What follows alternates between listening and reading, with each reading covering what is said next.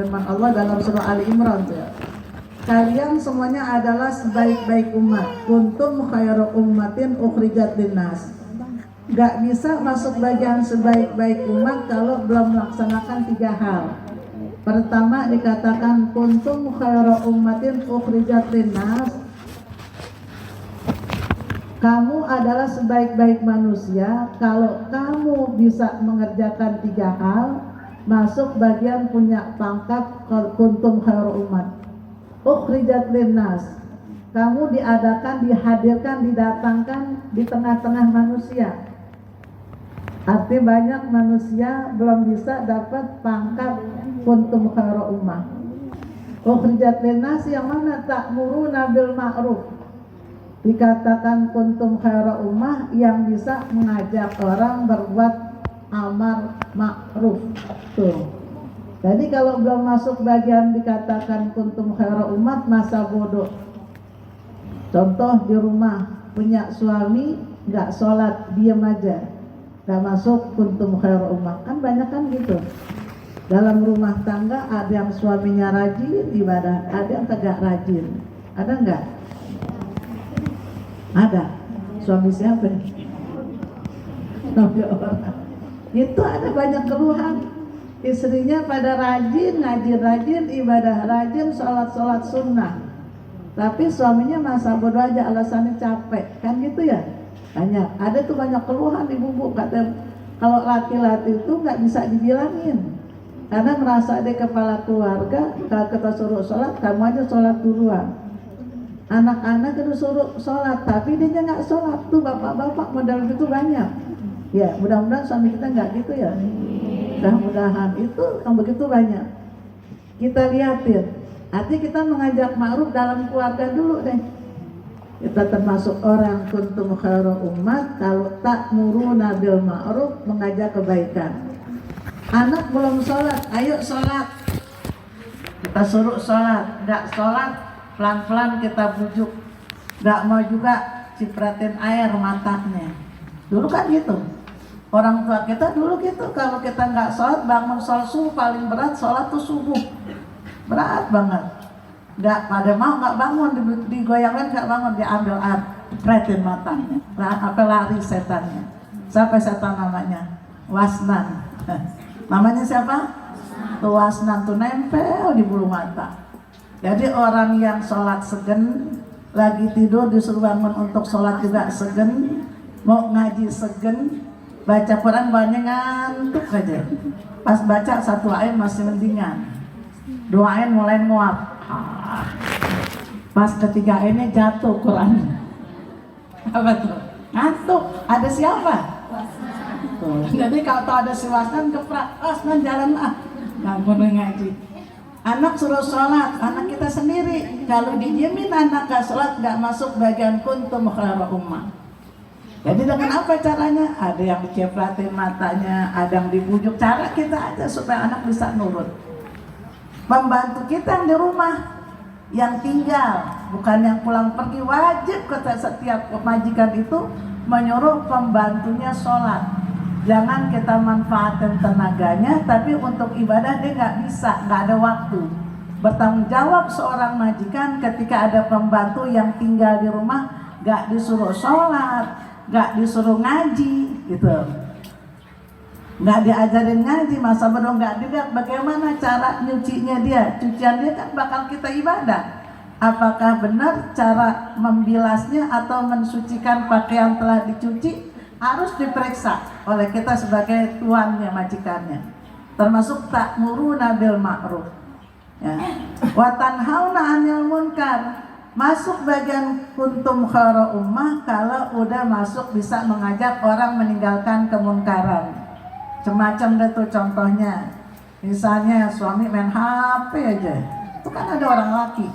Sampai sembahyangnya terlambat. Allahu Akbar, asar, belum sholat zuhur. Ada nggak tuh? Ada. Kita nggak kan? Nggak apa?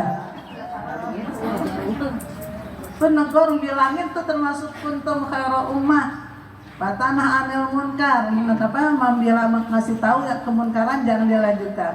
Wa tu'minuna billah, 3 hal. Beriman kepada Allah dengan seyakin-yakinnya, dengan i'tiqad yang jazim. Apa i'tiqad jazim? Yang putus, yang pasti, nggak ada keraguan-raguannya.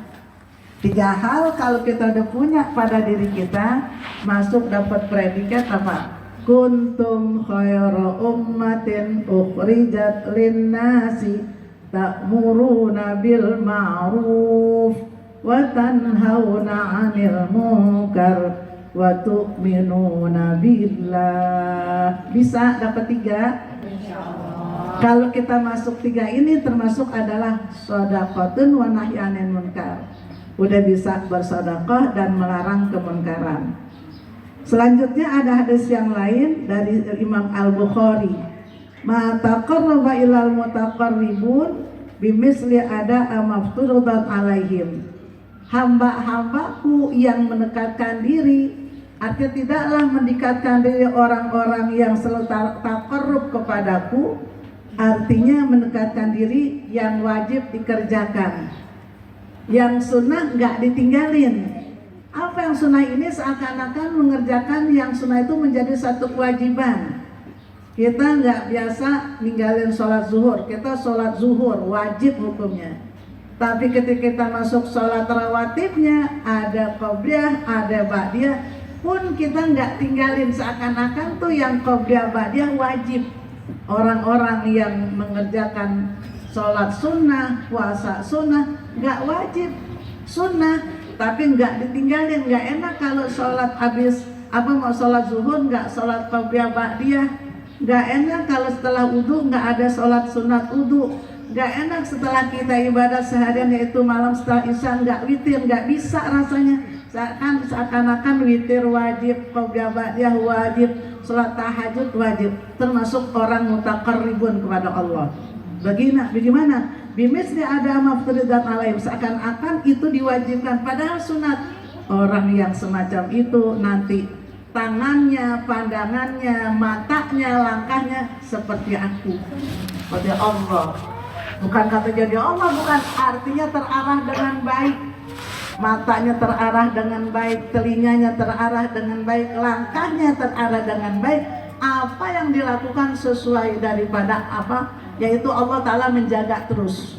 Tuh, jadi artinya sebaik-baik orang yang bisa melaksanakan yaitu amar ma'ruf nahi munkar, amar ma'ruf wa nahi anil munkar, memerintahkan kebaikan, melarang kemunkaran, lalu ditingkatkan lagi yang sunat-sunat menjadi wajib. Orang itu seperti udah ada dalam dampinganku.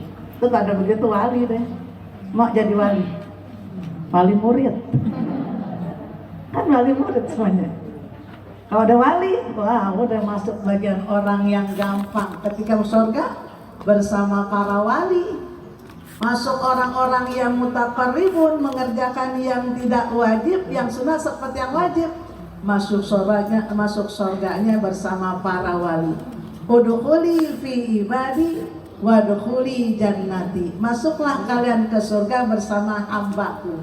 Siapa hambaku? Kita semuanya hamba Allah, tapi hamba pilihan.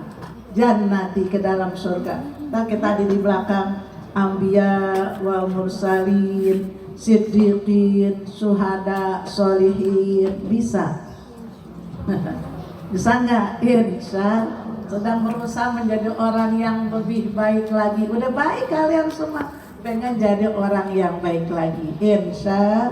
Jadi orang yang semacam ini kalau melaksanakan amar ma'ruf nahi munkar, insya Allah bisa masuk bagian orang mutaqarrabun atau mutaqarribun, taqarrub kepada Allah.